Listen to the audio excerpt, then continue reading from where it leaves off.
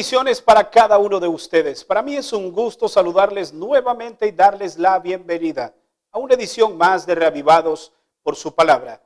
Hoy meditaremos en el capítulo número 22 del libro de Lucas.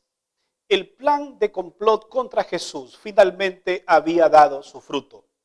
Los fariseos, los saduceos, los escribas, los publicanos, aquellos que habían estado detrás de Jesús, finalmente dieron una carcajada porque ahora Jesús había sido traicionado, arrestado y dado en manos de la frenética multitud hasta llevarlo a la crucifixión.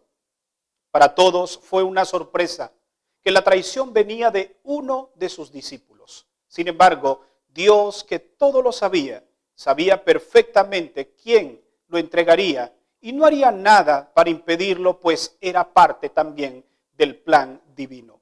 Veamos cuáles son las lecciones que nos deja el mensaje de este día. Notemos lo que registran los versículos 1 al 4 del capítulo de hoy.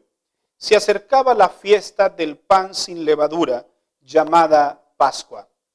Los principales sacerdotes y los escribas buscaban la manera de matar a Jesús, pero temían al pueblo.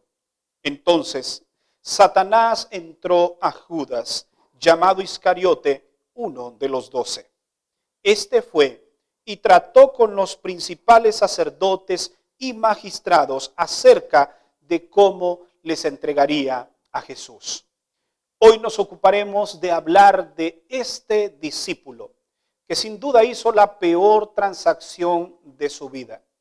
Permíteme hacerte una pregunta. ¿Conoces tú a alguien que se llame Judas? En lo personal, no conozco a nadie. Y para ser honesto, tampoco le colocaría a uno de mis hijos ese nombre. ¿Por qué? Porque Judas es un personaje que es sinónimo de traición, sinónimo de muerte, sinónimo de culpabilidad. Pero este hombre está registrada su historia en la Biblia para darnos lecciones muy valiosas que nos ayudarán a no cometer los mismos errores que Judas cometió. ¿Sabías que Judas fue uno de los discípulos que estuvo más cercano a Jesús? De hecho, era uno de los discípulos de más confianza de Jesús. Tanto así que Jesús le había confiado la tesorería del grupo. Judas era el que debía suplir las necesidades de los discípulos y también las necesidades de los pobres. Judas había visto cómo Jesús hacía milagros de primera mano. Nadie se lo había contado. Él había sido un espectador ocular de todos aquellos milagros que Jesús había hecho. Siendo que Judas fue alguien cercano a Jesús, podemos entonces preguntarnos, ¿cómo es posible que lo traicionó? La respuesta la encontramos en el versículo 3, y es que Satanás había entrado en Judas. Veremos a continuación algunas evidencias de la vida de Judas y algunas características que determinaban que realmente su vida estaba siendo gobernada por Satanás. ¿Y sabes qué?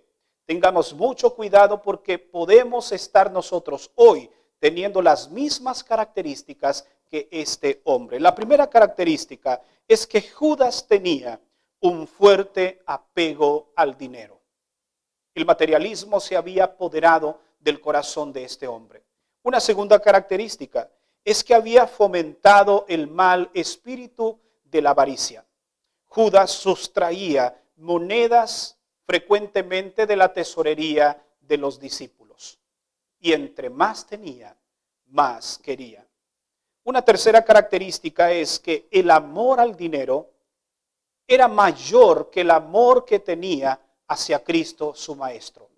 Una característica más es que él tenía una alta opinión de sí mismo. Según él, sus cualidades eran mayores que la de sus compañeros. Es más, Judas decía que sus compañeros eran una deshonra para la causa y que si él no estuviese ahí, la iglesia no avanzaría tal como lo estaba haciendo a pasos agigantados. Otra característica es que Judas veía a sus compañeros como alguien de menor valor a él. los veía por encima de los hombros, pensando que porque el Señor le había dado el privilegio de ser el tesorero, él era mayor que los demás. Otra característica es que Judas estaba ciego y no podía ver su propia condición. En ese momento, Judas pretendía que todo estaba bien, creía que todo estaba correcto. Quizá Jesús en algún momento lo reprendió aparte, diciéndole: Judas, tiene que cambiar algunas cosas de tu vida. Ten cuidado con el amor al dinero. Señor, todo está bien. Yo no necesito de tus consejos. Soy mucho mejor que mis compañeros, soy más consagrado que ellos. Es más, soy uno de los pilares fundamentales de este movimiento. El pecado había cegado a Judas de tal manera que no podía ver su condición. Pero el Señor no lo desechó.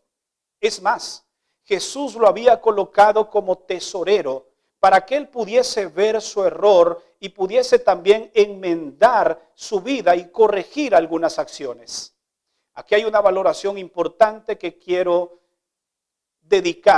presentar para todos aquellos que ocupamos una posición de liderazgo dentro de la obra.